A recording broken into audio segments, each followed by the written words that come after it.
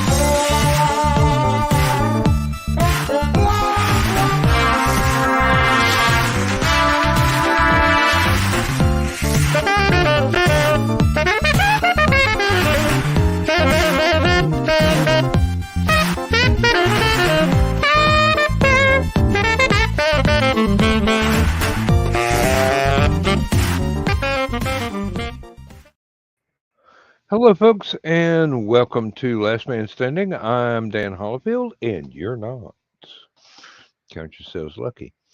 Now, I don't know how stupid a clock turned into green room light, but I get the feeling that there was a lot of turkey coma involved, and people were not in their right minds.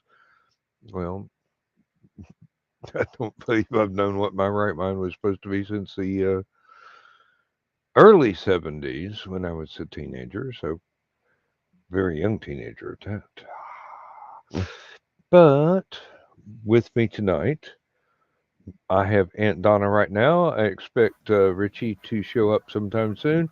Joe Dog is in the background and may not have remembered to exit. I don't know. He was here to make sure that I got back from the bar in time to start the story. God, my hair is awful tonight. I used entirely too much conditioner on it. I can't get it to fluff up, and it keeps kind of trying to flop over in layers like Doc Savage's skull cap. And Joe Dog has finally exited the building. Let's see, what is the comments here? Oh, Lost Souls trilogy. Hi, Lost Souls. You've been in before. Okay, didn't recognize, but glad to have you with us. Now I am without my iPad tonight. It is in the shop to have the battery replaced because it is about 6 years old. So it's kind of iffy. Excuse me. Damn, 2 sips of Irish whiskey and I'm already going. Good thing I speak Jack Daniels. I thought it was just that southern accent. Now, Yes. we'll go there tomorrow. We certainly will. Yes. I will try and behave tonight. Right. Emphasis on try. Basically, because this is recorded, and God forbid, my mother may actually discover my YouTube channel one day,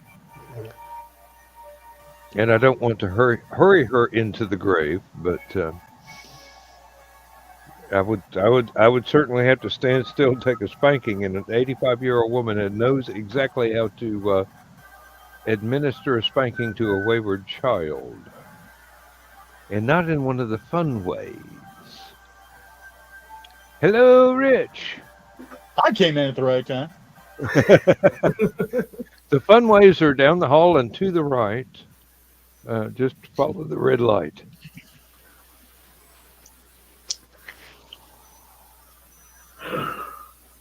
I don't know how we got so rowdy on Stupid O'Clock tonight, but we did. And that was fun, but I prefer to save that kind of witticisms for the green room and occasionally here. Damn, I look like Granny Clampett. East Tennessee blood will out. Of course, I got a better beard than she did, so I'm going to keep blaming the excessive hair conditioner because I really hate the way my hair looks right now. You look fine. Well, I know I do. I always look fine. No, you do, yes. Just not up to my own set of standards tonight.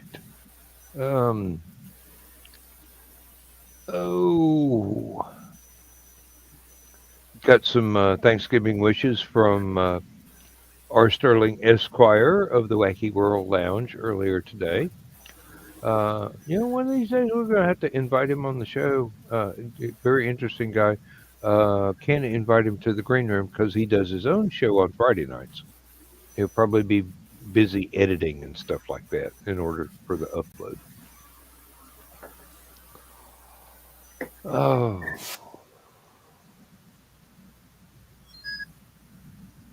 What you got, Rich? Homemade stuffing. And you and made those it. Hawaiian rolls. Yes. Off my mama's recipe. That is always a good bit of information to have. There are several of I my print mama's out recipes every I year. wish she had written down. Yeah, I print it out every year because I can't find it. But it's more of a, yeah, I'm right, good, kind of a thing. Mm-hmm. And when it comes to adding the spices, you just wait until your ancestors say, "That's enough, child. You got it right." No, Mom actually has so much spice to add into it. Oh, which really? is 4 tablespoons of poultry seasoning, basically per loaf of bread. Per loaf? Per loaf. Is she cooking for an army there? She got to use multiple loaves? Okay. Yeah. Here I am speaking to the one-man Army Corps. Me, my sisters, my parents. Back then, her mom and stepdad, my Uncle Ron, whoever he was married to at the time, often my cousins Pete and Don and their families. If my Aunt Gloria was up, that's another 15 people. Aunt Gloria should have been Catholic. But I mean, for Thanksgiving dinner, there was easily 20 people in the house. And then when my uncles and aunts and cousins stopped coming over, my sisters had kids and families and stuff like that. So we really didn't see the downsize. Yeah. When we were at the We used to restaurant cut up today, 4 loads of bread. when we were at the restaurant today, there were 10 of us. So it was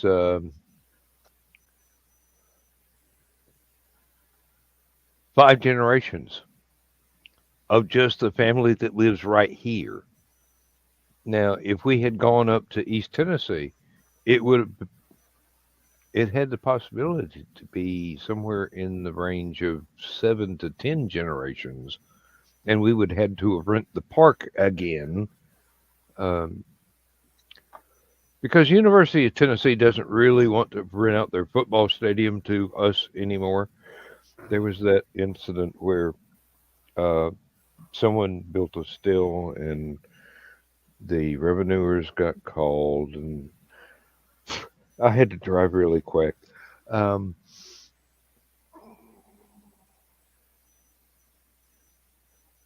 Now I can remember family reunions, Thanksgiving, Christmas, where there were stuff for um, about 5 generations of one family, and then have to go across the street to another generations to get a full plate there, and then go down the street to their sister who had her own entire family there, and it's like, and that's just the ones in that neighborhood. So easily, Thanksgiving dinners could involve 50 or more people, and then you had to drive to the next town to get to the other side of the family, which was huge. Um, Well, my and mom made dressing instead of stuffing, and she had to use 2 loaves of bread because she had to make 2 pans, one with oysters in it and one without. mm, In addition to everything else she made, and there were only the 5 of us because my father and my 2 brothers would pretty much decimate the oyster pan by hmm them just by themselves, and not counting everything else they ate. Yeah, Sounds like I something I would be part of. Yes. I did 2 loaves because Misty and I love this dressing to death. And there's a good chance that a quarter of the pan might be gone before the turkey even finishes. Um, so I made Precautionary extra fan. 2 loaves. In fact, the bread has been drying on the shelf that's over here since last Sunday, so that it all got dried out and it was perfectly dried. Oh, I think this is the best batch I've made yet. Tell me, Rich, does your mom's recipe involve uh, how shall I put this delicately? Chopped liver? No. My mom's does, and it's also cornbread based rather than loaf bread based. And that, to my chagrin, to my shame, mom had never been able to convince me that liver was something that was edible by human beings until she put it in her stuffing slash dressing, Hmm. and then I just absolutely loved it. So it just depended on how stuff was cooked.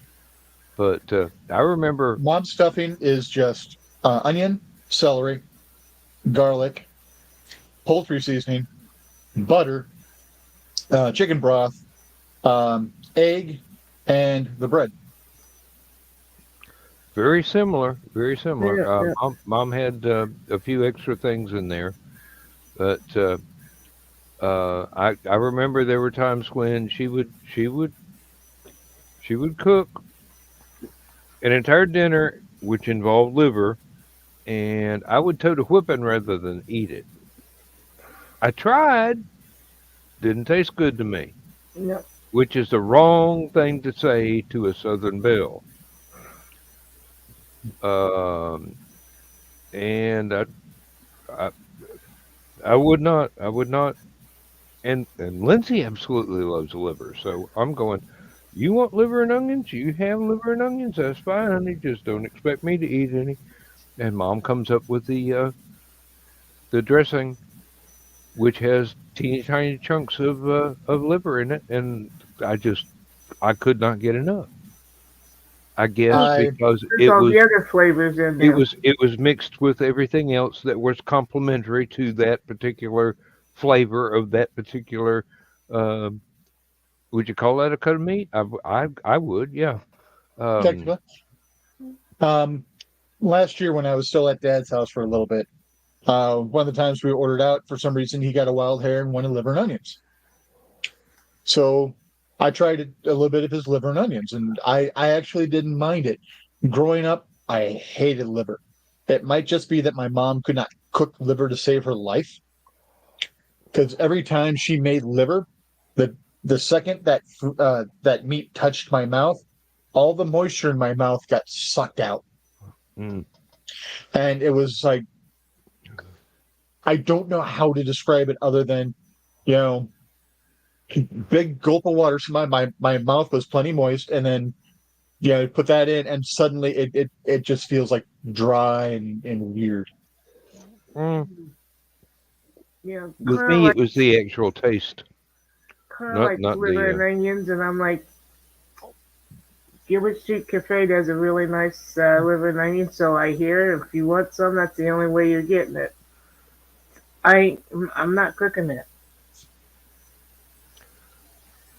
But Yep. every Thanksgiving and Christmas, she had to have regular dressing and oyster dressing, and she had to buy an extra can of raw oysters because Dad and the boys loved raw oysters. So did my dad. I could not see the attraction. I mean, I love Uh, oyster stew. I love the deep fried oysters, but raw oysters. It's not that I ever got a chance to find out whether or not it tasted good. It's just the concept was not something I was willing to accept. well, I was about 3 when my oldest brother convinced me to have a raw oyster. He told me that it just slides right down very easily. So he fed me one. You're not expecting It, it. It slides right back up very easily too, along with everything else that's in your did. stomach. Yes, it did. I expected that punchline. He thought that was hilariously funny. My mom didn't. Well, But that's why you lean close to his lap when you regurgitate. That'll I think teach it him. was in the middle of the kitchen. But yeah, and then the year my mom broke her elbow right before Christmas, my sister-in-law had to take over, and the boys were not happy because there was no oyster dressing. And my sister-in-law can cook. She's really good. So both sisters-in-law learned after that that yes, at Christmas you do have both regular dressing and oyster dressing. Hmm. Oh, I don't think Mom ever tried the oyster dressing recipe. Would have been out of her wheelhouse because, you know, Hmm. uh, Kentucky coal miner's daughter. Um, don't find many oysters that you can get at the company store in a Kentucky coal mining camp. So Well, I don't know how it got started here because you don't find a lot of oysters on the Midwestern farm either. this is true. But frankly, I liked my Aunt Clara's dressing better because regular dressing is baked, right? Yeah, And it can be kind of dry. yeah, that's what the gravy's for. Yeah, Aunt Clara just fixed it on top of the stove.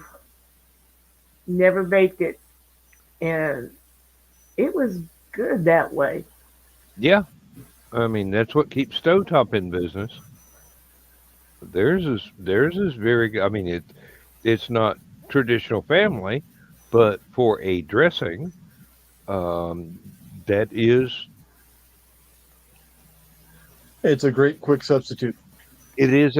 it is a good substitute for a family recipe, which you may not be privy to because um, you were not supposed to be in the kitchen while your relatives were actually whipping up the feast.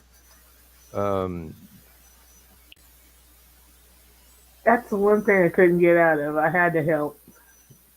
well, that's one of those. I hate to say it, but yeah, one of those gender roles Hmm. that sometimes it is inescapable. Um, my mother is still surprised at the fact that I like to cook as much as I do, and to tell the truth, I have not ever cooked for my mother, but I would like to flatter myself that the few things that I am able to do, she would enjoy. Now, Lindsay is the next best thing to a gourmet cook. She will do anything, and it will taste absolutely awesome, and there will be no leftovers because I'm a pig. Um, but hey, I didn't reach this weight until after I married her. Um, the Well, woman the woman can cook. the one good thing about helping beforehand, especially after the sisters-in-law came along, and one sister-in-law resented it, but I don't care because I never liked her anyway. Uh, I didn't have to help clean up since I helped make it. Hmm. So at least I got out of kitchen duty then.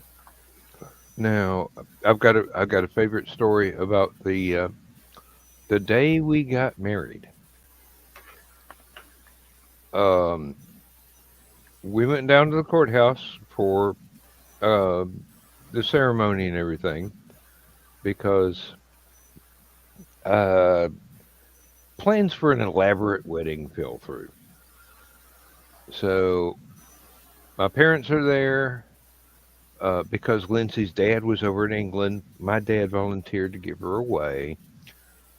The circuit court judge came in straight from the cattle pasture wearing cowboy boots and a plaid shirt and just farmer clothes and married us off.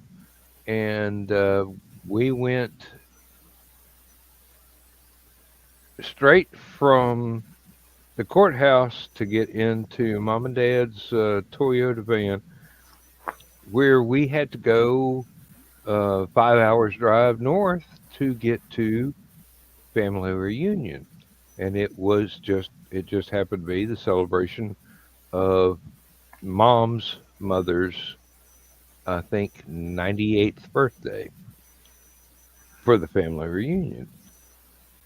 So Lindsay and I had not been married more than 6, maybe 7 hours. We got there.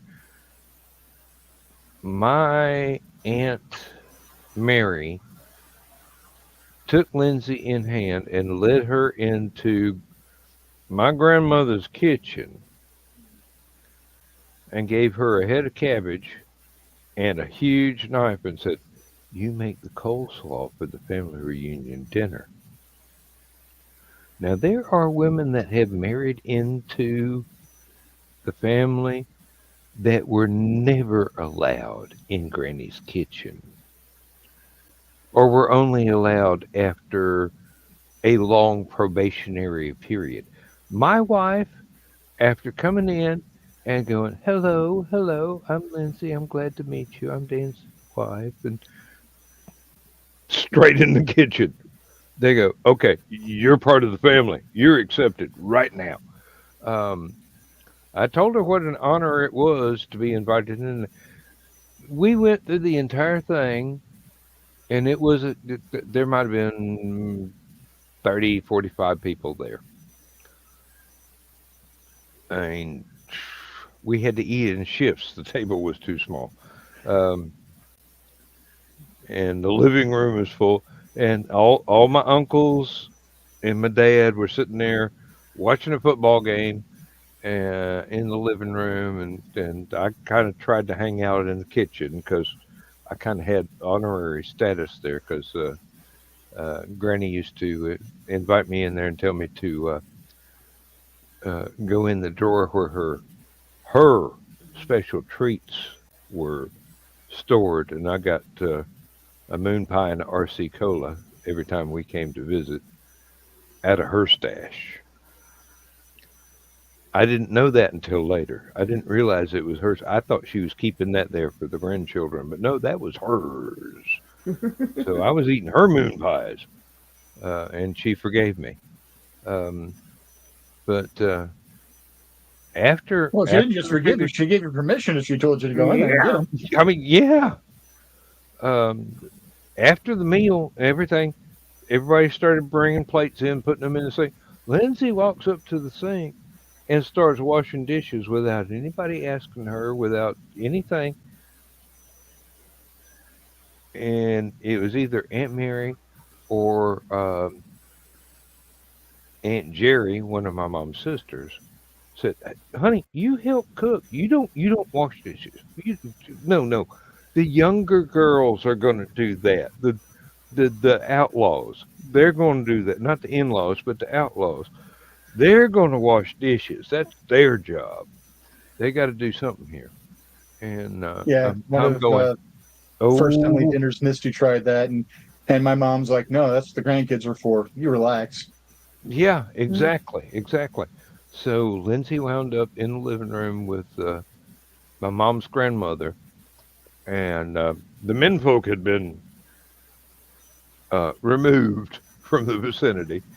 And Granny's sitting there dipping snuff and drinking tea and finishing off the last of her pumpkin pie at the same time. Don't ask me how that is accomplished. I do not know. And she and Lindsay had a little heart to heart talk, and I was excluded from this, but I was told about it later.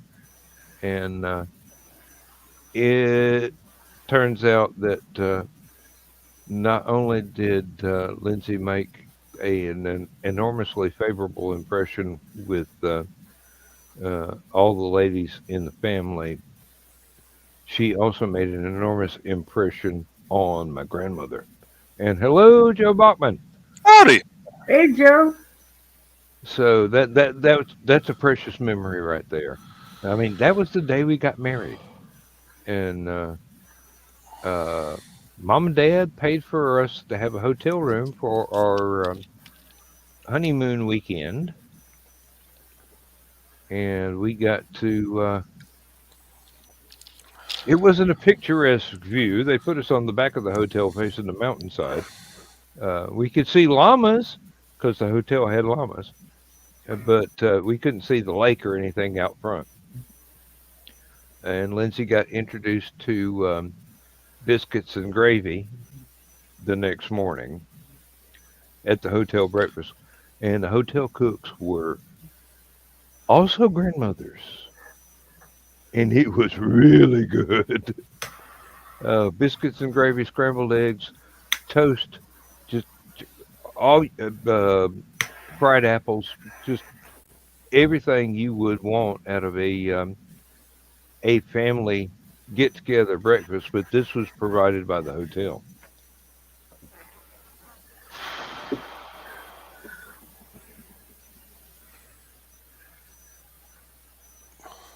I kind of think that that's one of the reasons she puts up with me because she could hold these brand new experiences and they were all favorable. I mean, sure, she had to put up with me for a while before she got there, but uh,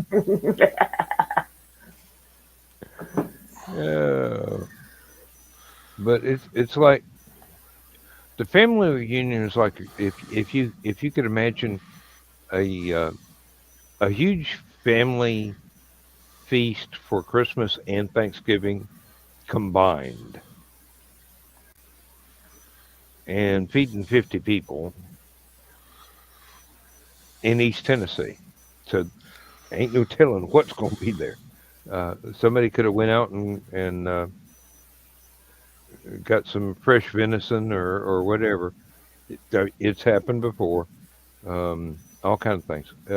I'm wondering and babbling, and I should stop and let everybody else talk. Duh. Um,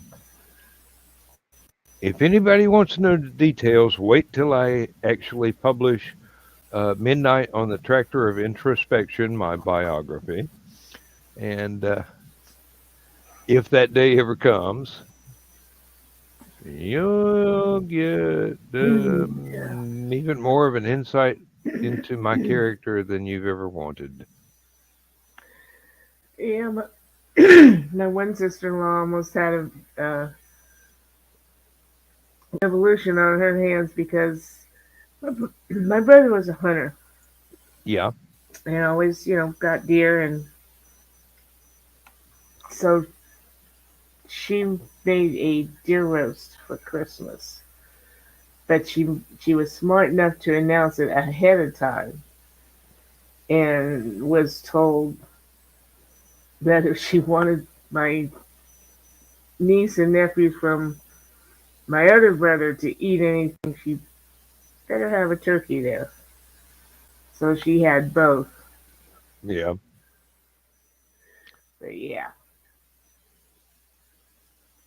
Oh, I remember Sunday dinners that had fried chicken, pheasant, quail, rabbit and dumplings, venison, ham, and that's just the meat courses. There was a bunch of other stuff as well. And this was just a normal Sunday dinner. And the wild game was alive the day before. Mm-hmm. And the chicken was too. Oh yeah. That's an eye opener right there to see a live chicken harvested and plucked and processed right before your eyes. When you are already familiar with the concept of grocery stores. So now you have absolutely no doubts as to where and what your main course went through before it wound up wrapped in plastic and sitting on a refrigerated shelf. Better than 10 years ago, my mother-in-law and father-in-law were actually raising chickens. So we used to get free eggs all the time. But my mother-in-law would get pissed off at me and one of my brother-in-laws, the brother-in-law whose fault it is that I married Misty at that. But because we're good friends, or he's one of my best friends to this day still. But we are very alike in our sense of humor. So we're looking at the chicks after the chicks have hatched, and we're like, okay, so that one's Parmesan, that one's fricassee, that one's fried. She was not amused, especially with as many chicken dishes as we were able to come up with. Yeah, that's the main reason why Lindsay wants to raise chickens so badly for the eggs. And I'm going, no, honey, no. You will give them names. They will be pets. But they'll still give eggs. And sooner or later, I'm going to be expected to go out, wring one's neck, pluck it, bring it in, debone it, and cook it. Or no, I'm not good at. No, you can't I give can't. eggs if you do that. Well, you start with the roosters if you got too many. Misty's ex-asshole. You only need the one. Decided to buy our middle child, which is his biologically, a rabbit one year. Not to keep at his place, to keep at my place. Didn't bother asking me first, just sent her home with the frickin' rabbit. So As my daughter was trying to name the rabbit, I'm like, how about Hassenpfeffer? Oh God. And she just kept looking at me weird. And finally, she's like, what's Hassenpfeffer? Well, Hasen is rabbit in German, and Pfeffer is pepper. Hassenpfeffer is a peppered rabbit dish. How could you?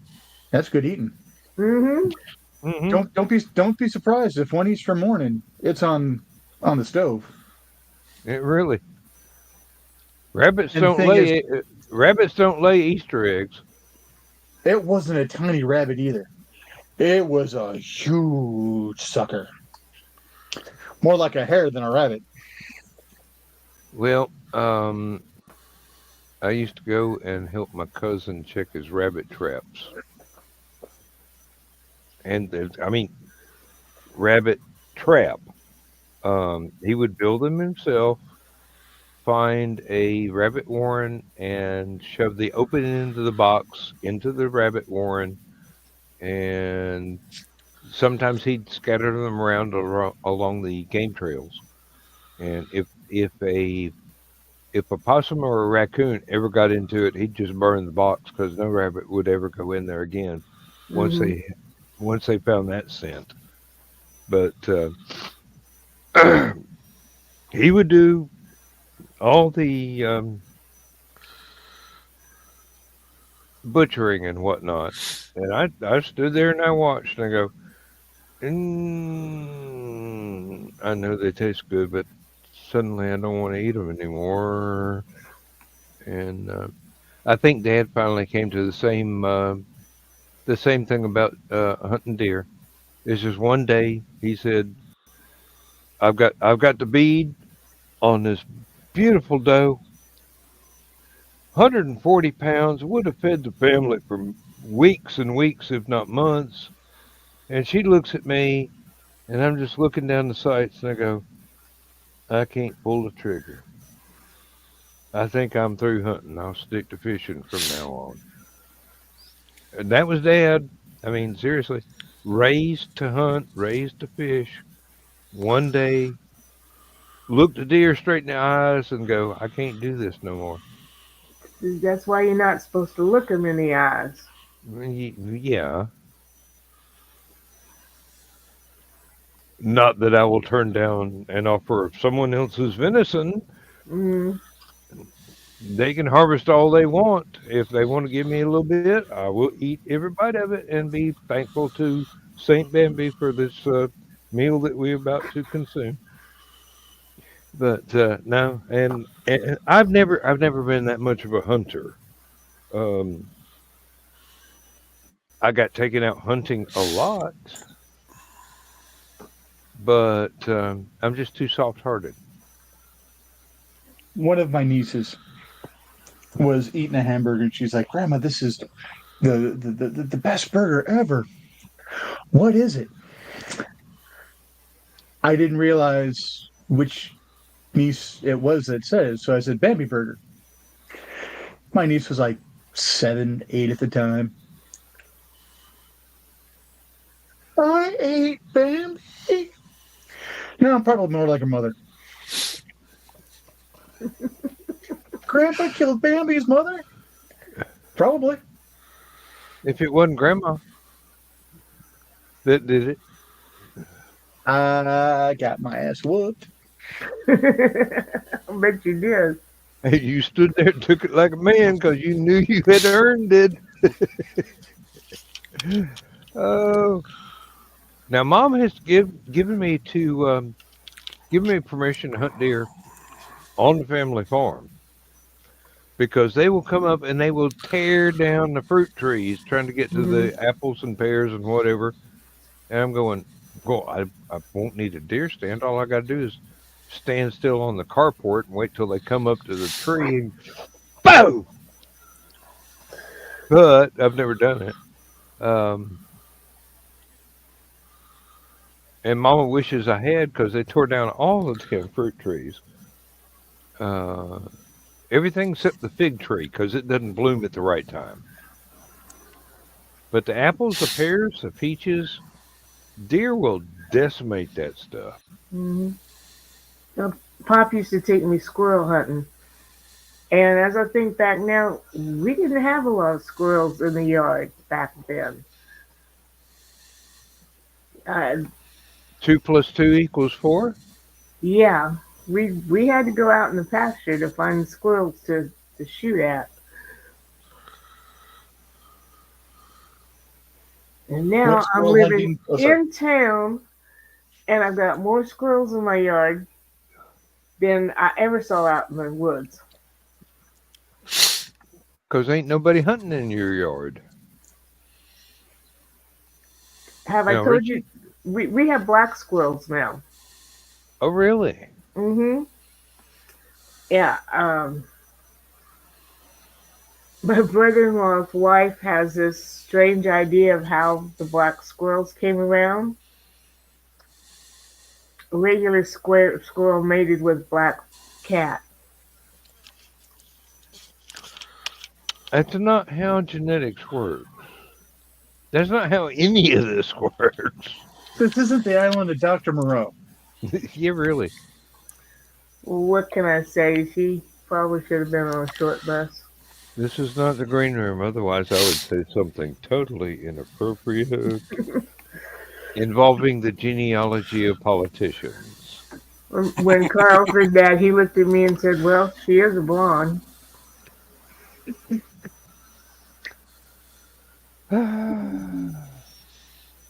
My pops took me squirrel hunting once. Almost killed me. Not because of any type of firearm mishap or anything like that. My father didn't understand diabetes. Hmm. We left at as early in the morning to drive about 4 hours down south, down by Willis Loop. And we're down that way. We're actually a little bit further south than that, but we're traipsing around the woods all day. No food the entire time. By the time we were on our drive back, I was so hypoglycemic it wasn't even funny. I probably should have gone to the hospital. Yep. Yep, that happens. No food, no water. Fishing trips are better in my family. You got food. You got sodas. You get out there on the boat in the middle of the lake. A basket for fishing. Yeah. It had some sandwiches and some soda and some beer and stuff like that. But yeah, not hunting. No. For some reason, sandwiches seem to make noise. Or at least Well, give you gotta off an travel aroma. lighter so that you can actually carry. Oh, that probably it. Is the food. Although I would expect if you packed a lunch that would attract squirrels, you might be better off and see more squirrels. I was going to say, we always took food with us.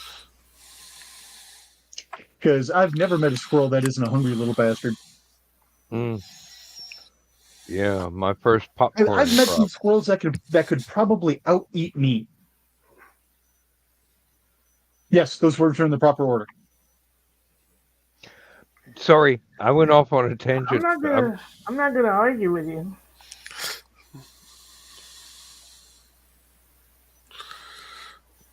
This is being recorded. I'm not going off into that tangent. Yeah, this is why once we get those This last is definitely three green room in, material here. we're not putting food out anymore because we're feeding the squirrels as much as we're feeding the cats.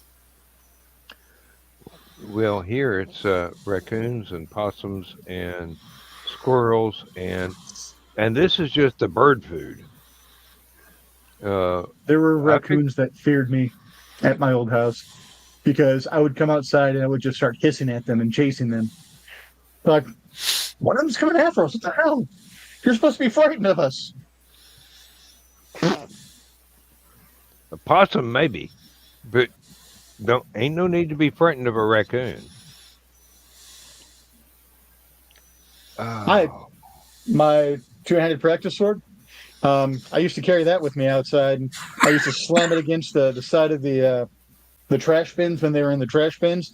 They'd shoot up out of there like nothing. And then as they're in mid-air, I would just take a swing and like Babe Ruth and swat them dead in the ass. Yeah, with the flat. Yeah.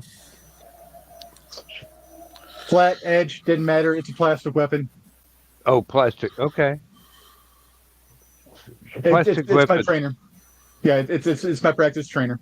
Sorry, you said sword. I'm really having trouble grasping the concept of one that isn't steel.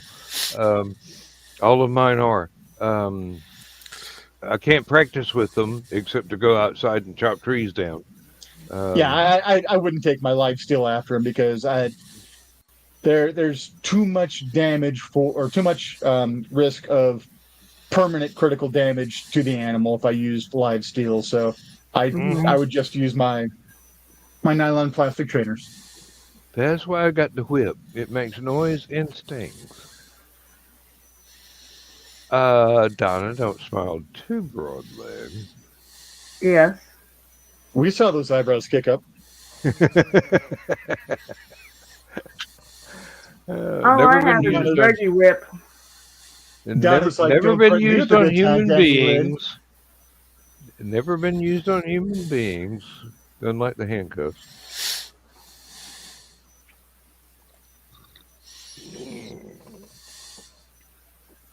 But never mind the furthermore.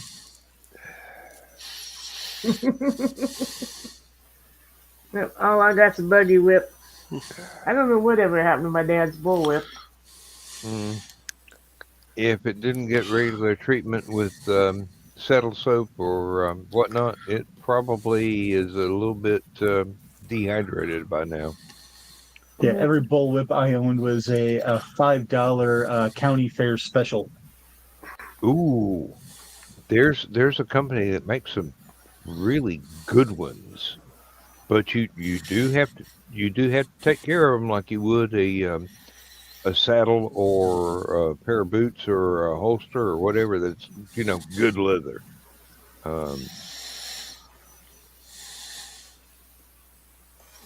I can't remember it, but I know I've got the link somewhere.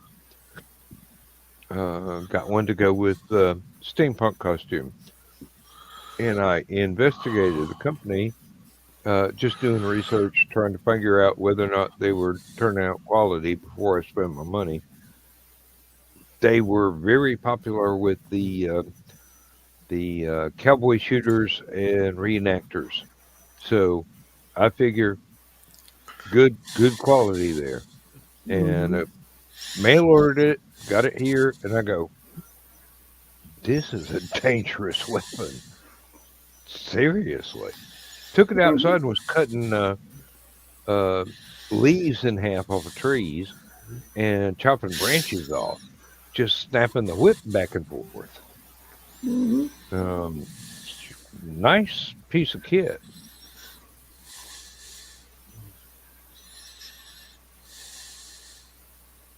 And Joe Bachman, have you anything to contribute to this conversation, or would you like to start another one? Nothing to contribute so far. Just taking notes, huh? Yep. Oh. I've been concentrating on not having my left side cramp up again like it was right as I got in here. Mm-hmm. So I'm trying to find what ways I can sit without it trying to just send me into raging pain again. Well, the turkey coma today did not help the pain in the right side of my neck, so I am taking medicinal action at the moment. Don't laugh. This is 10-year-old Irish. This is 10-year-old Bushmills. I mean, seriously, I'm not going to guzzle this. It ain't going in a mixed drink. They actually had 16-year-old Bushmills, which would have been their price for a quart was almost an entire day's pay. I can believe it. No Yeah. turkey coma over here. Mm. Sweet and sour chicken, maybe. Crab rangoon. Oh my god. The other thing I've been working on is trying to figure out why I can't access my own website from this computer all of a sudden. That's not good. Yeah. And it's only ndcd.org.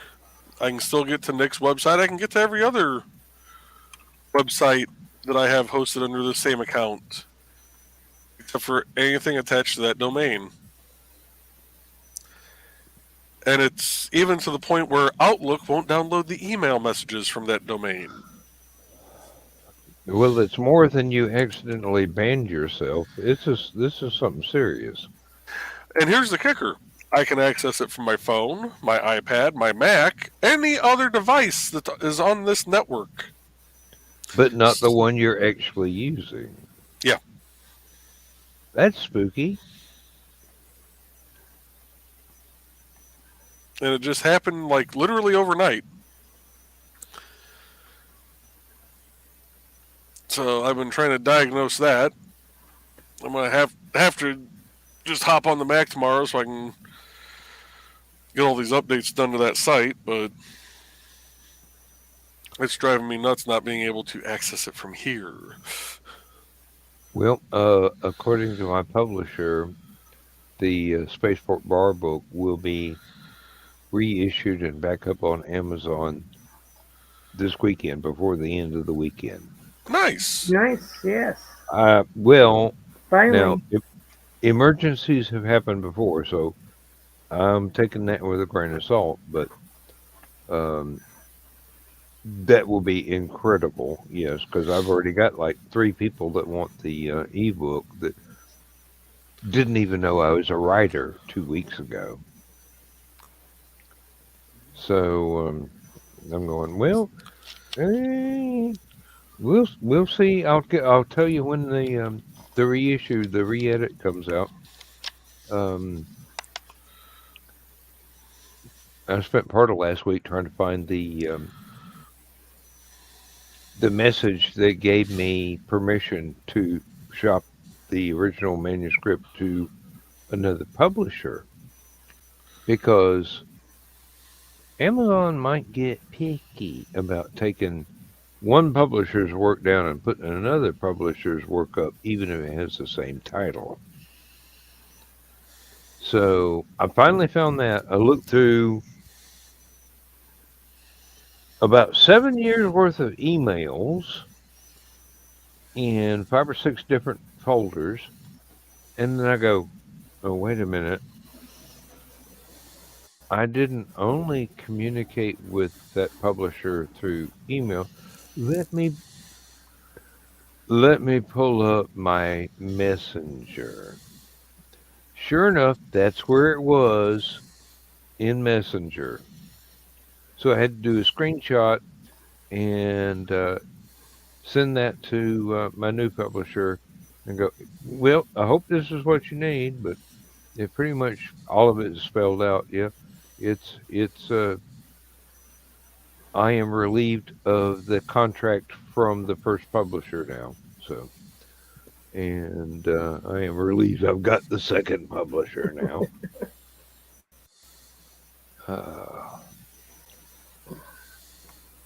I looked up stuff on my Amazon author page.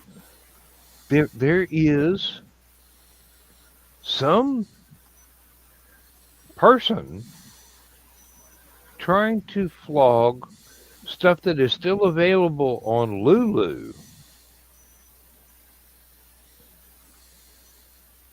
Paperback and hardback. Yeah.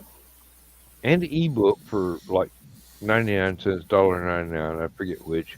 But the paperbacks were reasonably priced, about $6, something like that.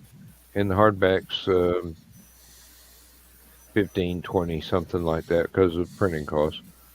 There's somebody who's got stuff listed on Amazon the same title.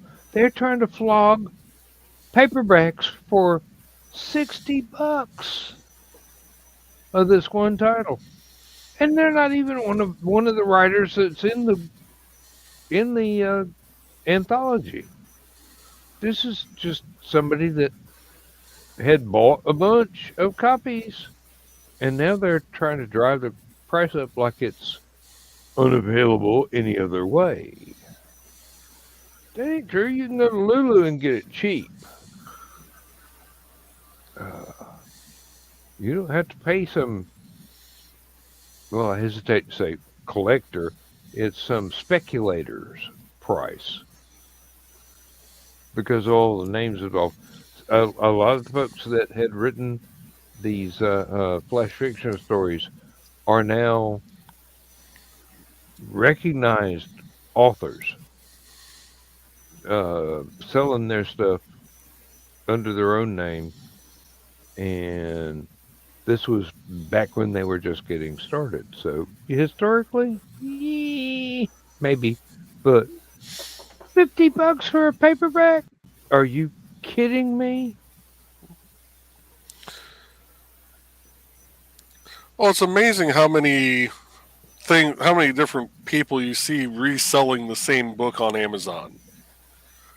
Like, I'll use Tockert's The Simple Sword as an example. Yeah. There's actually 6 other options when you pull up his for paperback. And it's being sold through Superbook Deals or North Star Book Company, Anderson Family Library. It's like, A, who the hell are you people? B, why am I going to order it from you guys when I get free shipping through Prime and you all are charging shipping? And you're charging more. Yeah. And you're charging more than Nick's charging. Yeah. I've got all of his Sword X and Spear, all 3 of those from his Amazon site, but on ebook. I would like to get physical copies so I can get him to autograph them one day if we ever meet. But But it just kills me that if he had submitted the book to them for sale, yeah, they probably would have never bought it. Mm-hmm. Of course not. But they're going to buy, because you figure they had to have bought a copy off Amazon from him to be able to sell, I would think. I had that happen with my first Hunter's Ridge. And go on there, and this is a little book I sell for $10. Mm-hmm. And there somebody had it for 30 or 40. And I'm like, this goes to show how much Amazon does not care. Yeah. Because you would think that my book from me through Lulu on Amazon for $10 and then look at this other place for this huge thing and go, that can't be right.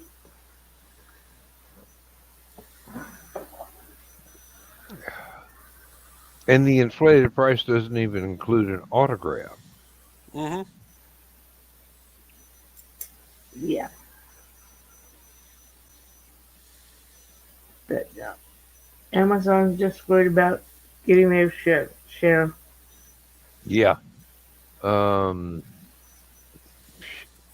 If I was suspicious, I'd think half of these people didn't exist and Amazon was just inflating prices on fake accounts in order to increase the profit margin. But no, nobody would ever do that. They get a big enough profit margin as it is. Really. And besides, it happens often enough to where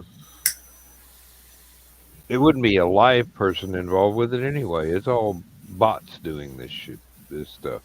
Mm-hmm. Oh. Okay, who was that? Hi, baby girl. Unfortunately, Aphelion's uh, Wanna come up and say hi? No. Aphelion's cover illo artist has decided to step down. Oh. Yeah, he had just recently discovered AI art and got really excited and going, "Oh, this is so cool! I can do so much, and all I got to do is type in about 10 or 12 words, and the machine creates all the Oh, artwork that's for funny. me." And my reply was, I know too many writers, artists, and publishers that are willing to ostracize me for coming out in favor of AI anything, that I can't let you do this. Otherwise, my magazine is going to be dead after almost 30 years. Mm-hmm. And cancel culture is a thing. In this The only case, problem with AI art is ethical sourcing. Hmm. If it's not being well, ethically sourced, yeah. I mean, Well, if my if my if you develop all the images to feed into it for it to feed off of, bonus. But the makers of and it's not really AI, it's II. It's imitative intelligence, not artificial intelligence. It's not actual sapience. It's going through a few heuristic checks and oh yes, let's do this. Um, sorry, pet peeve. Um, but it's they they think it's the Wild West, yeah, and now for my purposes, the way AI art works now is perfectly fine. But I'm not using that art to put on a book cover or something like that. I'm putting in prompts to get an idea so I can save it to my hard drive so I can go, okay, when I think about this character, this is the image that comes up. Hmm. uh-huh. Um, well, I told him if we could just sidestep this till culture decides whether or not this is acceptable or not, we'd save ourselves a whole lot of hardship and heartache. But he said, "Look, I've been struggling to do this the old-fashioned way for the last couple of years. This excited me as if I had just discovered an entirely new way to work," which he had.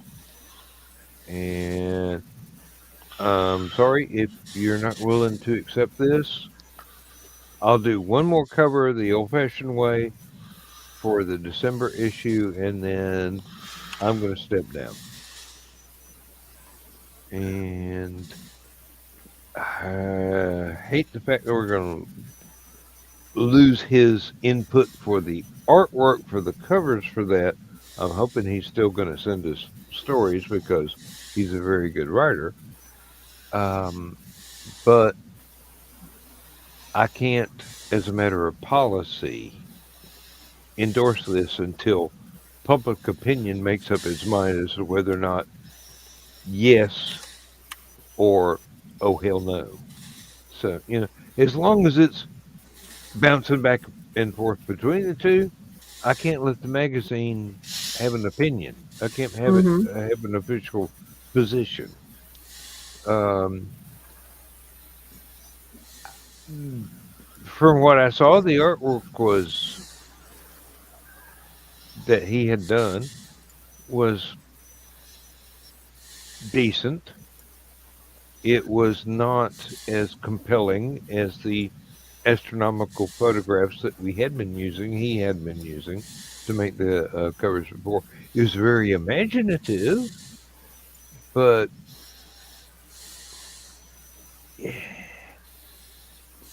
the tradition has been um,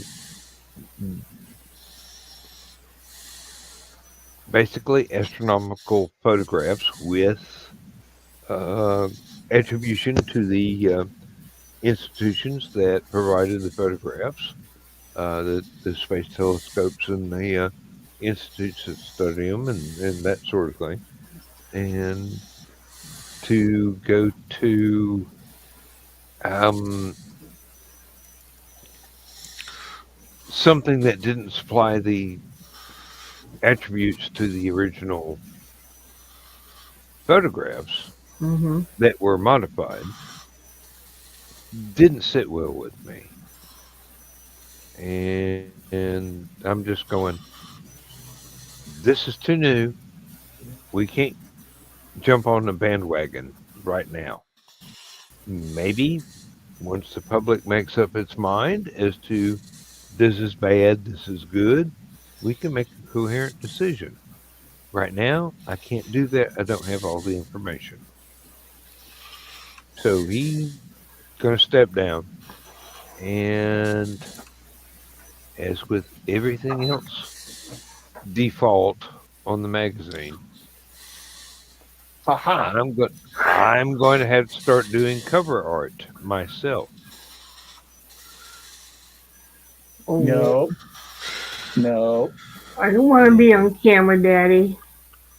Mr. Barry Allen, chill out. Good kitty. You got too close. You know the price. Barry is a good boy. Barry The is dues a must good be boy. paid. Yeah. And the cat cannot hear anything I'm saying because Rich is wearing headphones.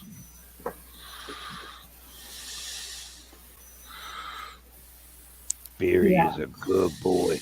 Good kitty. Good kitty. Pretty boy. He's like, Pretty boy. Daddy, I sure had him fooled, don't I?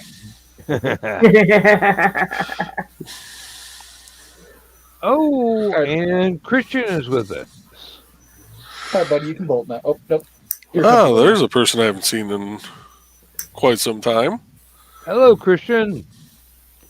Yeah, heading to bed. Well, we are on late at night, and daytime is a thing. Apparently, I wouldn't know. Um, my alarm clock goes off when it's still dark. I get to work when it's still dark, and I don't leave until this time of year. It's almost dark. Yeah, my But commute's only- 25 feet. Only for about 25 more work days. It's going to be weird being retired. It's going to be really weird being retired. You get used to it real fast. Once the checks come in, yeah, Mm-hmm. but not before. I'm still going to be paranoid that I just ruined my life because nobody's ever going to. I'm going to starve. Lindsay's going to starve. You'll be We okay. won't be homeless. Property taxes will eat the house, but no. I've already rolled over my pension into an IRA. I've already made arrangements as to how much we're going to get from that every month. Social Security has not died, so I'll get almost the same amount from them every month. And my 401k, when I stop getting my last paycheck, I can empty that. And that's right now about 4 years' pay, which would take a lot of pressure off as far as we don't have to worry about that $500 a week, where it was that I was getting in a normal paycheck. We can live off of this, that, and the other thing. I'm sure that I am worrying for no damn reason whatsoever, except for the fact that I don't trust corporate America for any reason whatsoever. So until I get the checks coming in, I'm going to be really scared. And I hope that's a natural response, really. It is. It is. I mean, even though, I'm not retired or anything like that, with the payout from Dad's estate, I'm almost all of my debt is paid off. The only thing I have paid off that is still showing on the only thing I haven't paid off that is still showing on my credit report is my car. I paid off Misty's car Monday. So I'm just taking them bit by bit by bit. And I'm sitting here and I'm looking at, some of the stuff. And I'm like, oh, crap. We need this for groceries. We need this for groceries. We need this for groceries. And I'm like, wait, I don't have to plan 2 weeks out anymore. I can just get today and tomorrow's worth of groceries and we're good. There's plenty of money in the bank to be able to get everything we need until everyone, pays out and stuff like that. So it is a really weird experience where, for the past year, we've been really tight about, okay, we've got to buy 2 weeks worth of groceries here. We're going to go negative, but, hey, it'll be fine. A week later, our paycheck will be in, and it's weird being able to log in every day and still see our account positive. That's a nice feeling, isn't it? Yeah. Yes. So much stress is off of Misty and me. It is not even funny. That is one thing I do miss about one of us working at the state, whether it be me or my wife. When I switched over to RQAW, our pay weeks were on separate weeks, so we had money coming in Every week. With Misty and me, she gets paid every other Friday. I get paid the 1st and the 16th, unless it's on a weekend or a holiday. Then it's the Friday before, or the day before if it's the middle of the week. Mm-hmm. So for a couple of months, our paycheck was on the same day or within a day or two. Now we're on different weeks again, which makes it nice because we're like, okay, everything's staggered. We don't have to jam everything into the refrigerator and the pantry and stuff like that. So. Yeah, with us, it's instead of living from paycheck to paycheck, it's going to be, oh, okay, we get 98% of everything we have normally spent in a month on the first of the month. Then we have 4 years worth of expenses in the bank. Then we have savings accounts that earn interest every month. So I don't know why I am so damn worried. And on top of all of that is by LibertyCon, I'll be collecting Social Security as well, which is it's about the same as what the pension is going to pay out every month, which is give us about 1.5 times what we normally spend in my little budget spreadsheet that I have been averaging up for the last 5 years. So we should be sitting pretty. We really should. I don't trust the universe. Mm-hmm.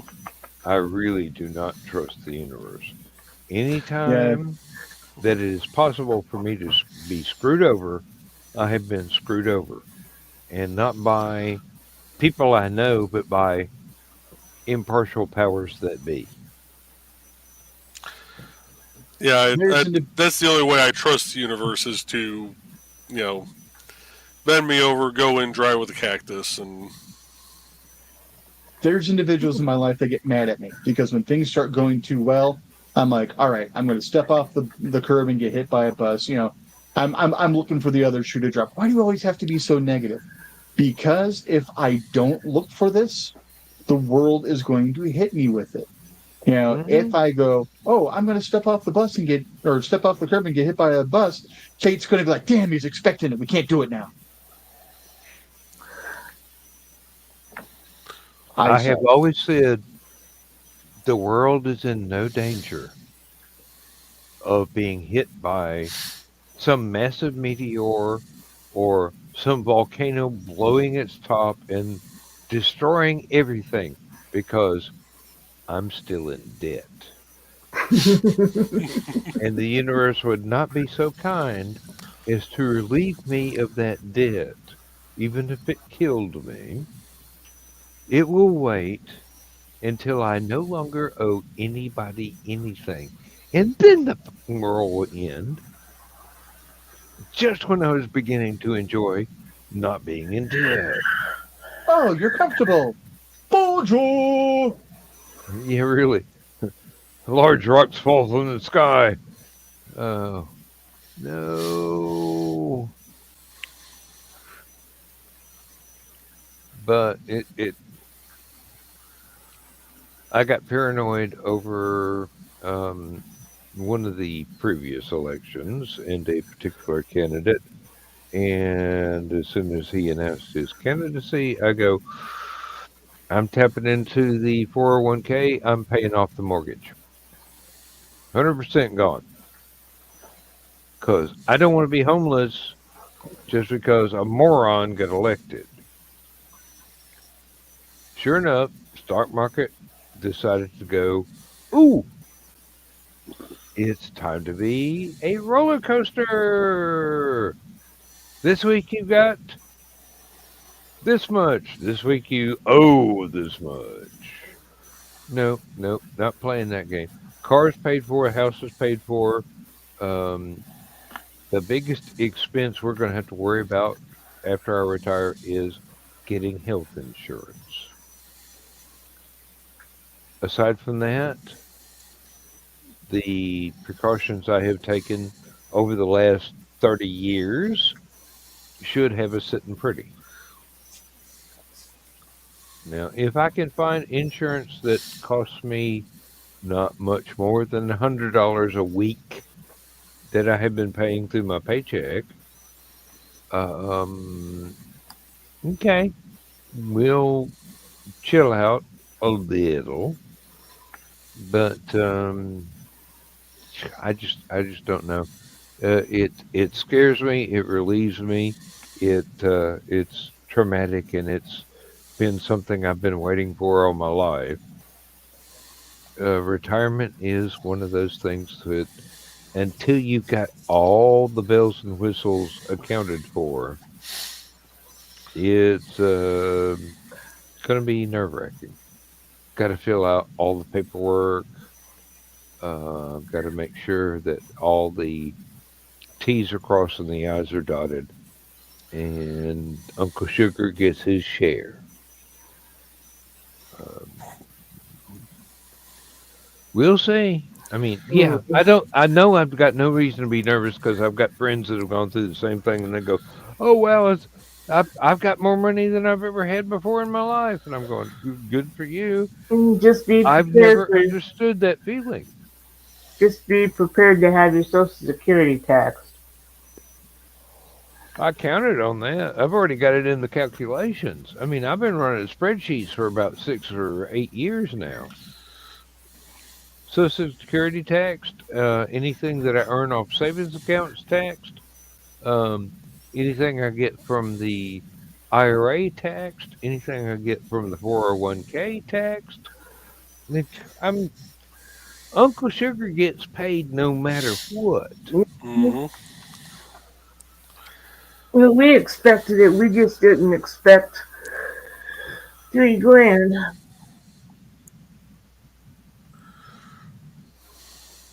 That was a bit of a shock. Hmm. In what time period, though? That was last year when after Carl started receiving his Social Security because he was now getting Social Security. My Social Security doubled. Mm-hmm. And yeah, the tax bill went from a couple hundred to $3,000. Whoa. Yeah. According to the research I did, because we're married, when Lindsay's old enough to collect Social Security, she gets 50% of the amount I get. Mm-hmm. She doesn't believe it. That's like pie in the sky. It's too good to be true. I thought I convinced her at And you Hallowcon. did you did a damn good job. It's just you got to remember Lindsay's life has been one series of somebody taking advantage of her after another. Except for me and her first husband, she's not had the Yes. comfort of being secure. She's had to walk 10 miles of bad road. Yeah. Yeah. And So I do everything I can to convince her, but until we actually get the when it starts paperwork, happening, yeah, until the evidence comes in, she's going to be reticent to admit that it's possible. And no, Donna, you did do a great job of convincing her. She's like this close to being comfortable, but her natural paranoia is not going to let her go all the way into being totally comfortable until all the facts are in. until it happens, yeah. And I can Um, understand that. well, that's the same way I am about. Uh, I used to think that by the time I retire, the company I work for would declare bankruptcy and eat all the retirement money Mm-hmm. after I'd put in almost 50 years. I was surprised that I got any Social Security whatsoever because it had been 30 years since I had worked at a paying job. The 20 years I spent tutoring adults in English and reading were actually volunteer work. I got Yeah, paid nothing. yeah.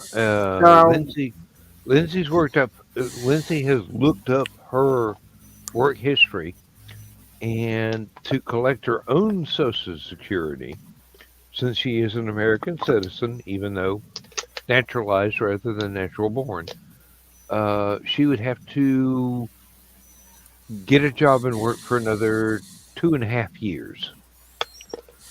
And I'm going, honey, you get this because you're married to me. hmm And she don't trust that, and I don't blame her. But I don't well, have the time. Half the time, I'm not convinced the sun's going to come up tomorrow. You know? I couldn't believe Carl comes in and says, the man from Social Security wants to talk to you. And I'm looking at him like, Social Security called you? And he's like, no, I called them to finalize my Social Security. And I'm like, I didn't have to call to do mine, but okay. And the guy is a very nice guy, very nice guy. He's like, I just want to confirm that the two of you are married. Well, yeah, so many years now. And you're living in the same house. Oh, yeah. And he says, okay, this is the amount of money you're going to be getting every month. And I'm like, no. Why? And he says, yeah, because you're married to him, you'll be getting this much more a month. Yeah, he gets this much. You get that much. And I'm like, cool. Okay, thank you. I appreciate that. Yeah. Of course, you and I have been told all our lives that Social Security was not going to be there by the time we. Oh, my parents have been told all their lives that Social Security was going to be gone by the time they retired. Mhm. It's like, okay, I watch conspiracy theory stuff because it's entertaining to see how stupid ideas get propagated, but Mm-hmm. this is one of those things that everybody believes without evidence. Mm-hmm. Well, see, Mm, my folks never got Social Security because tenant farmers don't pay into Social Security, so they don't get Social Security. yep. So this was a whole new thing for me because I didn't know anybody else who was on it. Oh, mom was pissed when dad passed away, and instead of getting dad's Social Security and hers, she just got his. Mm-hmm. That reduced her income by quite a bit Mm-hmm. because she had worked it long enough to qualify for a significant amount herself. But Yeah, when my mom started drawing Social Security early, they asked her, "Well, are you sure you've worked long enough?" She goes, "Well, let's see. I started when I was 16." The lady goes, "Yeah, you got enough time." Now, see, I never talked to anybody. I applied online, figuring, like I said, it'd been 30 years since I had a paying job. I'm going to get denied. Well, And then I get this email saying, here's what you're getting every month. Okay, thanks. she started pulling it when she was 62, I think. Like Mm-hmm. she took the early withdrawal. Mm-hmm. mhm. And she wasn't even sure at that point if she could pull it, which is why she just called them to get the ball rolling, see what needed to be done. So, and then after that, everything was done online. Yeah. No, I've already I took early too, also, and so did Carl. I've done the preliminary on mine and made it clear that I'm waiting till, let's see, the bracket for my age is 66 and a half to start without any penalty. So yeah, I could wait till I'm in my mid 70s before I started, and I'd get an extra 2 or 300 a month. I'm going, no, Mm, I have made other plans. Let's just use this, and you know, as I said, it's still scary as I'll get out. But if everything does work, I'm going to be better off than I've ever been. mm-hmm. And if everything doesn't work, I've still got about 15 years worth of money. Just Well, I no way think to keep building it. I think Carl told me that between his pension and his Social Security, he is making like 98% of what he made brought in at working. So he didn't really take a big pay cut when he retired. Yeah, yeah. People ask us, why do you still live in Danville? Uh, Because you like the house. there's my castle, yes. Uh, not it's Danville's not that expensive a place to live in. So here we live like kings. If we were in Chicago, we'd be up that creek without a paddle. Yeah, really. And There's Florida studio ain't worth apartments that living cost in. more than my 3 bedroom apartment in Chicago. Hmm. If we moved to Southern Illinois, we'd own the frickin' world Oh, because the cost of living is so low down there. But actually, I was told by one of my friends at work who was born there that if we moved to Puerto Rico, I could afford to live until I was about 270 mm-hmm, just on the retirement uh, proposed by all the paperwork that I've done so far. I'm going, well, I don't think I'm going to make it that far, but I'm going to do my damnedest. Um, We were down in Franklin, Tennessee a few years ago for a Muncie event. Beautiful city. Beautiful Uh-huh. city. And Carl's like, this would be a nice place to retire in. We might want to think about that. And I'm looking at him going, do you know what it would cost to live here in the neighborhood that we're staying in right now? He thought about it like, we better stay in Danville, I guess. there are places in Tennessee where it's very, very affordable to live if you have the kind of retirement income that y'all have. There are other places to where I wouldn't live there on a bet. And those would be the good places. You'd have to be out in the middle of no civilization whatsoever to live like kings. Mm. But Every time I see a nice farm setup and go, oh man, that's really nice setup. That'd be a great place to live. Carl says, oh, you're not wanting the internet anymore, are you? Like, oh, wait a minute. We're fine in town. hmm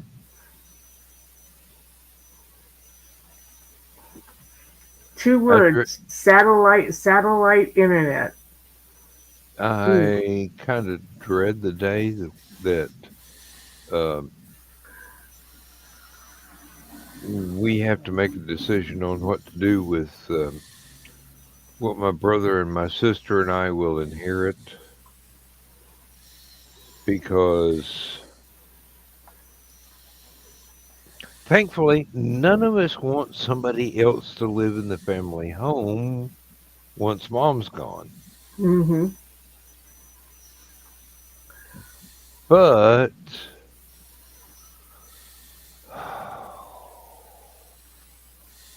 I also know that my sister and my sister-in-law are probably going to want to turn most of the family farm into McMansions to make money short term because money. I don't know. I don't think they've thought it through. Um, and then even in that case, property taxes are going to eat the place alive. But I would definitely like to have the family home. You know, farmhouse, barn, dad's machine shop. Um, shit, mom's got enough damn antiques where he could probably buy Biltmore House and move into it. But I just I dread the day when the decisions have to be made that okay, it's y'all's. What are you going to do with it? This is what you got to pay in inheritance tax. This is what you're going to have to do to keep it. This is what you're going to get out of it if you turn it into McMansions, basically. I Mm-hmm. can't think of a better word. You know, half an acre of land with a $2 Georgia million dollar inherited house built on it that's actually worth less than a 1970s mobile home. And only 6 less states well have inheritance constructed. tax. Georgia isn't one of them. Oh, really? I did not know that. Yeah, Indiana doesn't. Kentucky does. So my sister was talking about inheritance tax. Sadly, we had to go through this recently. Um, so me and my eldest sister, like the attorneys told us we didn't have to worry about that in any way, shape, and or form. But because my middle sister lives in Kentucky, they might have to pay inheritance tax where my eldest sister and I don't.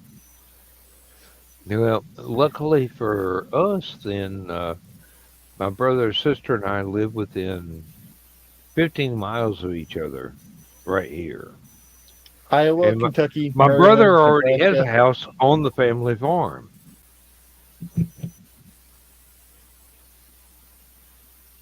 So Yeah, that's that's part of the reason my folks used to have a place down in Florida. And after Dad passed and Mom wasn't going down anymore, she was rewriting her will, and all three of us were there with her, um, because she wanted to be sure that we got what we wanted out of her estate. And she said, "What about the place in Florida?" And my oldest brother and I looked at each other, looked at the middle child, and said, "Give us $1 a piece, and it's yours." And Mom turned to the lawyer and says, "Is that okay?" And he says, "That's just fine. We'll make up the papers to turn the title over to him, and then he won't have to pay inheritance tax down there." So sometimes it just works out. Um, well, at the moment, the family farm is 68 acres of prime farmland and woods. My brother owns, I think he bought it from Dad. I'm not sure. He might have. Mom probably would have insisted that he buy it so that there's no question. But Dad, Hmm. my brother's got he built a house on the far end of the farm away from the family home. Um, and I'm going, property tax on 68 acres is fucking exorbitant because they want you to sell everything off and let them put trailer parks on it. But it's not trailers, it's mansions. Um, we don't want that. None of us want that. Um, but I don't know about my sister and my sister-in-law going, we'll take the short-term money in favor of the fact that our grandchildren might want a piece of this one day. Um, I just don't know. I don't know. I don't know. I don't have enough information. I'm not smart enough. I can't figure the angles. Show me a pool table, I can figure the angles. Um, quiet, Donna. I know what you're thinking. Thank you. Yeah, yeah. Um, don't ever tell Dawn. Um, I ought to hire this voice out for Hollywood so I can make some damn money. Um, show you the right form, and you'll figure out the curves too. Hmm. Oh, he's got that figured out. if you got the curves, baby, I got the angles. You've seen my curves. I'm impressed. Oh, y'all gonna no? I'm gonna get me divorced. Uh, No, no, no. I have permission to flirt with you. yes, and so does Dawn. Um, and let's see, hasn't met Michaela yet, but one of these days. Um, That girl. oh, I know, I know. I love her dearly. Hmm. Um, I hope everything works out. I, I will buy every damn book that she writes, just like I would you or Richie or hell, if Joe ever writes a book. Joe's Um, written a book, which I haven't gotten yet. How do I get that? Amazon. It's on Kindle only. Oh, I don't have Kindle. That's why I Yeah, haven't gotten it yet. oh it's well, it's not not long enough to actually publish in a book format on Amazon. Okay. And it is. Tales of the Highway. It is stories of things that I've seen on the job sites through the various years up until I became IT manager. I'm going to have to get that. I am definitely going to have to get that. Oh, Lord. I have the most interesting friends. So you have to have Kindle in order to read that, right? I can't read that on. Yeah, that's right. Um, I have a PDF copy of it somewhere that I will send on to you. you might could download the Calibri reader, and Actually, Kindle has a I free program for yeah PC. yeah. If you buy a Kindle book and you've got a computer, you can read it right there. You don't have to PC, have a tablet, and Kindle. phone. Yeah. Okay. I keep forgetting about that because I got a Kindle. It's the only thing that keeps me sane at work.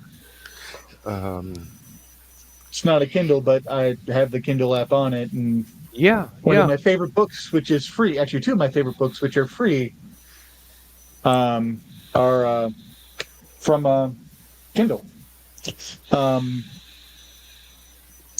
Strange Medieval Myths, I think, is the title of one, and the other is the Werewolf book, both by Sabine Baring Gould, who, oddly enough, is also the author of Onward Christian Soldiers, the song, the hymn. Oh, really? Yeah, There, he was a priest that wrote about paranormal shit. there was a werewolf book I have always wanted to recommend to you, but you've got to be able to read about 5 languages in order to get the full thing, because it's Latin, German, Italian, French, and some of the rare parts are in English. Um, and I cannot remember the writer's name. I think it is Two and a half languages. 2.5. Yeah. I got the German. I've got the half-ass English and half-ass French. Well, I can puzzle out German. I've taken French classes. I can almost understand, but the rest of it, I'm going. This is a very erudite book. It's on my shelf somewhere. If I could pull it out and give you the author's name, I would, but that would involve a flashlight and searching bookshelves. One of these days, when you have got your mind set to it, please do. I'm no shrinking violet when it comes to attempting to learn languages. Well, I mean, and Somewhere you around can here, always I've got a document of 101 different languages to say hello in to piss off scammers, you can always which I put together myself. you can always put it get a digital copy and then copy paste into Google Translate and get a rough idea of what it's supposed to say. If it's an EPUB, the app I have on my tablet, Read Era, ERA, as in the unit of time. Actually, if you long press on a word, the options that come up are define and translate. Well, it's not so much a word as entire sections are written in other languages I don't speak, and I've never seen it in ebook, but I've never searched for it. I bought it in the 70s as a hardback. And the English portions I can understand are enormously fascinating. and knowing how interested you are in werewolves, I would go, "Oh, you'd love this if you could read the whole thing."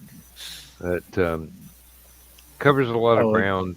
A lot of it if it comes to is theory and from trope research, I'll learn languages for that shit. Definitely. well, it's the historical stuff from the Middle Ages and whatnot in several different languages, and uh,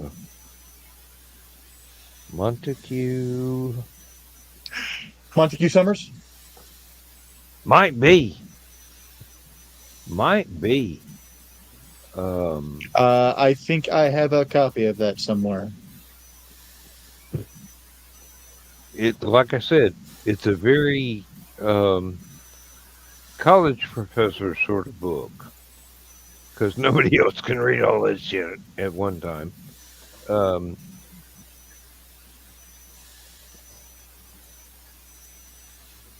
Um, if you got I- it, my job is done.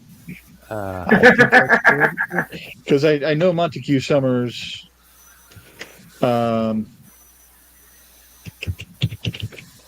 wrote a. I guess it'll specify Montague correctly, doesn't it? Has that might be a G instead of the Q. Anyways, I know because I was searching for a bunch of various texts on werewolves, as I do on a regular basis. Because yes, I'm that kind of nerd. And Okay. Montague Summers comes up a lot. You Uh, are someone who is quite welcome in not only convention panels but online shows where werewolves are the topic because you have read widely and deeply, and if I may, know your shit. Thank you. But I want to say he also has a book on witchcraft as well. Now that one I would love to have.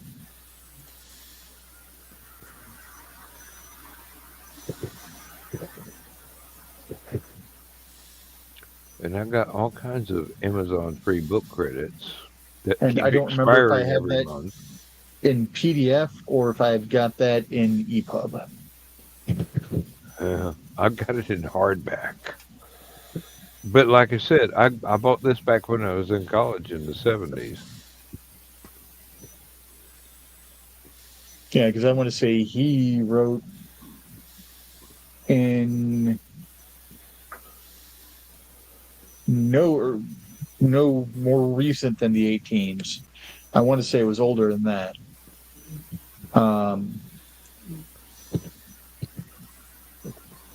This probably would have been a book from the 1960s, 1980s at the latest. But no, I bought it when I was in college, so it had to be during the 70s that the copy I got was available.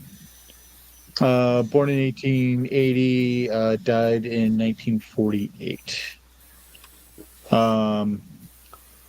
Well, it was the publisher that put it out then. He's got The Vampire, His Kith and Kin, History of Witchcraft, History of Witchcraft from Black Magic, The Werewolf, The Vampire in Europe, The Werewolf in Lore and Legend. That's it. Werewolf in Lore and Legend. That's the one I've got. So yes, we're thinking of the same author. Yep. Thank you for small blessings. No, seriously. When I get stuff right, I'm always surprised. When I get some wrong, I'm never surprised. Hey, Richie, can I ask you a quick tech question? Possibly. How the hell would something end up in the host file that I didn't add there myself? Or at least I don't remember adding there myself? Well, I would say if your computer was unprotected around somebody mischievous.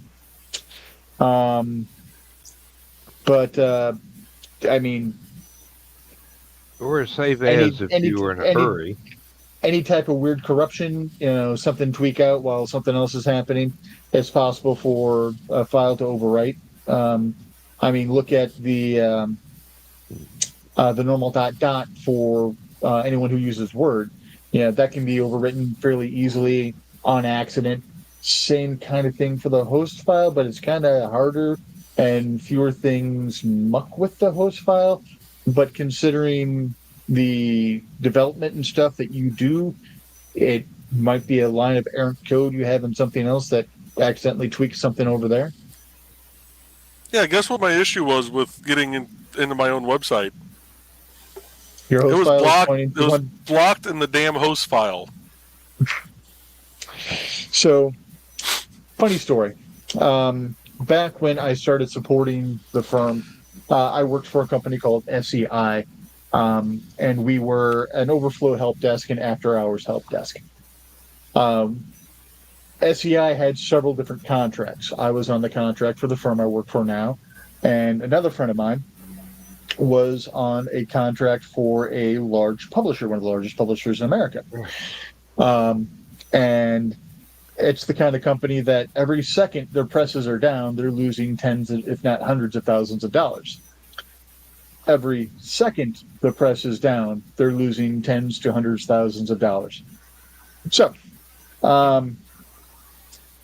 my manager at the time saw my friend go to lunch. My friend didn't lock his computer. So my manager went over and changed his host file so that every single website he tried to go out to went to gay porn. Oh, shit. And then forgot about it. Oh. And my friend didn't have to take any calls that dealt with going to an external website for several hours. Well, after that manager had gone home, and again, forgot about it. Call comes in. Presses are down. Not one, multiple. So my friend goes to try to log in to that external site to do a couple of things, keeps getting directed to the gay porn. Has to jump over the cubicle wall to the next desk and try to log in there, and the login process took freaking forever to finally be able to get in on a good PC and be able to get out and get the situation fixed. Oh. And then afterwards, my friend called the manager and he's like, "What the hell's going on here?" And then the manager's like, "Oh, check your host file." And sure enough, yeah, we were kind of evil to each other. Only kinda. Oh, yeah. Only kinda. All right, folks, we got That was about a fun place to work. Holy shit. we got about 6 minutes left. Anything anybody wants to say to wind everything up? What you doing? Where can we find you?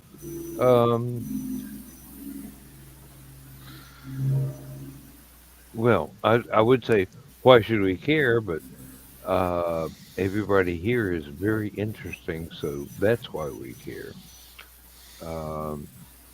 Joe, NDCD? NDCD.org. You can find links for my stuff and everybody else that's on here right now. Mm-hmm. Okay. Donna, got anything new coming out in the near future, or something that just came out? It just came out. It just came out. What the hell just came out? I don't remember what I just published. Oh, conventions are a blast. Yes, yes. Now I Yeah, remember. the latest in the Beth and Hill saga. Lots of fun. Little Rich. little bit of gore. And you can find me on indiecd.org or Lulu. Go, Rich.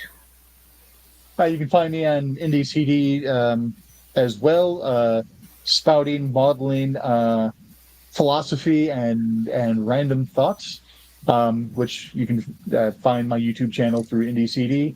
And coming soon, now that my brain is not filled with what the hell are we going to do next, I can sit down and concentrate with um, my book cover artist and get the first of the things that go bump in the light series of short stories uh, compilations put out hopefully within the first quarter of next year. That's excellent. That is excellent. As for me, um, Three Ravens Publishing is reissuing my first uh, collection of Spaceport Bar stories. Damn, Irish whiskey is really good. Um, I have also been commissioned to write a volume two of the Spaceport Bar books. Uh, Three Ravens is about to turn the Marinibrium shared universe loose on their stable of writers. I have also been asked to edit a compilation of the original Marinibrium short stories from Aphelion Webzine. Aphelion comes out every month except for January. So when I do the December issue, the next new issue will not be out until February. That's the tradition. We give the holidays off to all the staff. Um,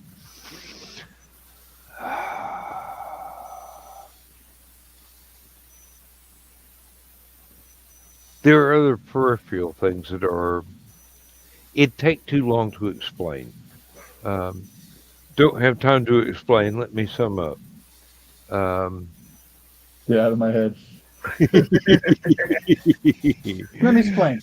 That'll take too long. Let me sum up. There are some of my steampunk stories out there in various anthologies. Um, there may be a brand new steampunk story that isn't brand new to me, but would be brand new to the readers that I have also been asked to pass over to Three Ravens. And I don't want to say too much because I would give it away, but let's just say there is a steampunk universe where H.G. Wells' War of the Worlds was the third Martian invasion. And my stuff is slightly concerned with the first two and the people that drove the Martians away those times. Welcome back. How can I help you? Why are you speaking at me? Shutting the fuck up would I be enjoy nice. How can I help you? Shutting the fuck up would be nice. I mean, seriously, when I hear one of the um, serially, oh Lord, Arrgh. Okay, down to the wire. 1 minute, well, less about 15 seconds. Um, thank you all for being here. I really appreciate your appearance on every show that I do and any show that you're in that I either watch or take part in. Thank you all for everything that you have written, because even if I have not gotten to it in my to read pile yet, I know it's excellent. Say goodnight, Gracie. Good night, Gracie. Good night, folks. Also on it. We'll see you. You'll see us Saturday. We'll see you tomorrow night in the green room. Yep. Bye-bye. Bye-bye.